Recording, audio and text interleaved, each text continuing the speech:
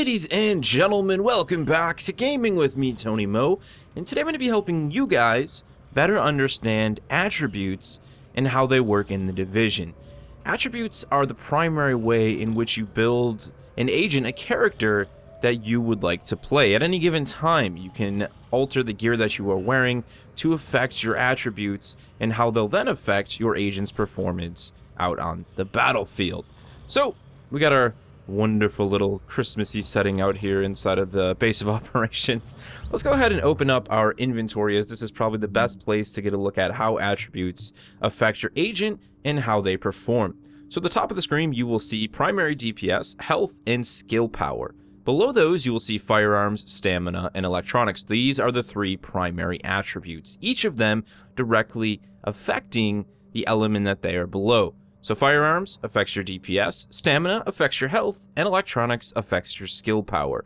Once you understand this system, which is very straightforward and simple, it is very RPG, something that a lot of you may not really be able to wrap your head around if you don't actually play a lot of RPGs, and I understand it's in your shooter. Who put the RPG in my shooter is what you're probably asking. But once you really understand how it works and how you can modify it and twist it to your will, you'll be able to make an agent that falls far more in line with how you want to play. So the best way to look at this is to start with your equipped gear, because your equipped gear is what is going to affect each of these three attributes. And if you'll notice, almost all of the equipped gear that I have here has that little medical sign next to it. That, of course, is the stamina bonus sign. So if we go ahead and take a look at, for example, my body armor here, this riot vest I have, you'll notice it has its base stats, it's got its armor, it has some major attributes, minor attributes, and skill attributes. But at its core are those primary attributes. And you can have more than one, but early on you're going to be seeing a lot of gear that really only has one bonus statistic. So in this case, we have plus 51 to our stamina. On the left, you can see the firearms icon, and on the right, you can see the electronics icon. Now, like I said, not all of them are going to have just one of those primary attributes. In this case, I have a piece of level 13 armor, a ballistic holster, that gives me plus 37 to stamina, as well as plus 39 to electronics. Early game, you're mostly going to see one attribute pieces of gear, but as you push forward, you'll start to see two, and I imagine we will even see three. I haven't personally seen one yet, but I imagine there will be three out there. And it will be all about, it's a balancing act at the end of the day. So right now I have a character that I have built primarily to have a ridiculous amount of health. In fact, my brother, who's sitting at the exact same level as me, only has 5,000 health. So you can see just how much all of these bonus stamina attributes actually influence my health. And to better help you guys understand this, I crafted a combat mask here. So what we're going to do is we're going to swap this out, and you can see the numbers start to change. So this is the one I currently have equipped. If we move up to this combat mask, you're going to instantly see that change, because we have plus 48 to firearms now, so we're losing what we previously had in the stamina. So our DPS is going to go up from 4,696 all the way up to 5,267, and that is with the increase in firearms from 155 to 203. Meanwhile, our health, which just went from 10,172 to 8,672, is because of the reduced stamina stats. So now we're at 277 rather than 327. And the same would happen if we put on a piece of equipment that gave us a boost to skill power. We would see an increase in our skill power because of a boost in electronics, and so on and so forth.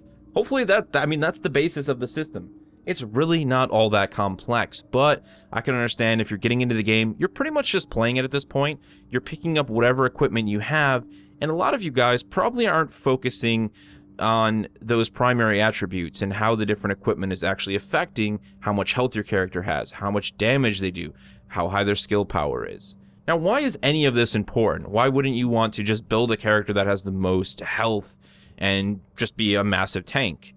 Well, that's one way to do it, but at the end of the day, not everyone wants to build an agent that functions that way. Maybe you want to build an agent that's high DPS, low health, a sort of glass cannon build, if you will. Again, a lot of RPG terminology being thrown around here. At the same time, you might want to build a heavily support-based character, someone that is very effective in their skill power. So right now, you can see my skill power is actually fairly low. This is something I'm looking to mend in the future. I want to have a character that is primarily focused on his health as well as his skill power. Because he's a more medic support type character, I want him to be able to survive in situations where other people would die, so I can res people and just be sort of the last man standing to be alive to heal my teammates when they go down. But at the same time, I want to have a high skill power so my abilities can be more effective. So if we look at some of the abilities, you know, for example, my first aid here, as well as my smart cover, these are all sort of the, you know, the base attributes that you see down below. So it's going to tell you, for example, in the first aid here, how much we're going to get on a self heal, how much we're going to get on an ally heal. You can see its range, deploy range, and cooldown. Now, there's a lot of other statistics in the game, including gear mods that can affect these things, as well as some of the bonus attributes you can get on pieces of gear and even weapons. But the primary thing is affecting the self heal and the ally heal through your skill power. So if I increase my skill power, the first aid is going to become more effective. If I increase my skill power, the smart cover, damage resistance, and damage buff is going to become more effective. So you get what I'm saying here now? Now, if we go ahead and increase our skill power once again, we can make our turret more effective. We can have it do more damage. This is what attributes are all about. It's this huge, you know, constant balancing act to build the character you want to build. This is something that I think a lot of people, you know, playing the game in the beta probably didn't understand how important it was going to be. It's something I was very much looking forward to because of just how much, you know, these attributes and the way that you acquire gear with the attribute bonuses can actually affect the way you build the character. Like, it's not just about picking up, you know, the best weapon you can find on the battlefield. You know, for example, we've got my AUG A3 Para XS here. It's got 649 damage, you know, RPM 725. It has its set stat system here with accuracy, reload speed, range, and stability. But you'll notice that my primary DPS is 4,696. And I showed you guys, if I go ahead and equip this one right here, my primary DPS goes up. So regardless of what weapon I have, my DPS is now increased. So my primary DPS is all the way up to 5,267 because of that bonus firearm stat. And if I knock it back down again, I'm actually going to put this combat mask on. We're knocked down even a little bit further, I think, there. Okay, now we're good. It's, you know, back down to 4,696. This really is a system that you need to understand to get the most out of building a character in the Division. And this is where I personally think the most fun comes into play. You know, it's not just about acquiring gear, it's about acquiring the specific sets of gear that you can possibly swap back and forth to have different character builds on the fly. And that's the great thing about the Division, is you're never locked into any one set of skills. So, you know, I can be in my ability tree and I can, you know, swap to my healing ability, or I can swap to my smart cover and my turret, and I can change my character completely on the fly.